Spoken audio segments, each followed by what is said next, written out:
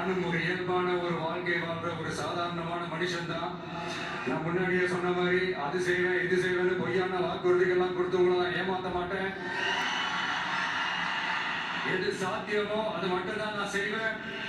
இமீடியட்டா உங்க மனசுல ஒரு கேள்வி கொண்டு வரலாம், அப்ப சாத்தியம் இல்லாததை செய்ய மாட்டாங்களா, செய்ய முடியாதா அப்படின்ற ஒரு கேள்வி கொண்டு வரலாம். இத்தனை கோடி மக்கள் என் கூட இருக்கும் போது எது வந்தாலும் பாத்துக்கலாம், என்ன வந்தாலும் பாத்துக்கலாம் அப்படின்ற அந்த கான்பிடன்ஸ் என் மனசுல இருக்கு. இன்னொரு விஷயமும் நான் இங்க சொல்லணும். இன்னைக்கு நம்ம தமிழ்நாடு கவர்மெண்ட் இருக்கிற அந்த நிலைமையை பத்தி நான் உங்ககிட்ட நான் சொல்லணும். கிட்டத்தட்ட 10 லட்சம் கோடிக்கு மேல கடன் வாங்கி வச்சுட்டு போயிருக்கிற இன்னைக்கு அந்த தமிழ்நாடு அரசு இருக்கிறப்போ, கஜானாவை சுத்தமா தொடச்சி வலிச்சு வச்சுட்டு போயிருக்கிறப்போ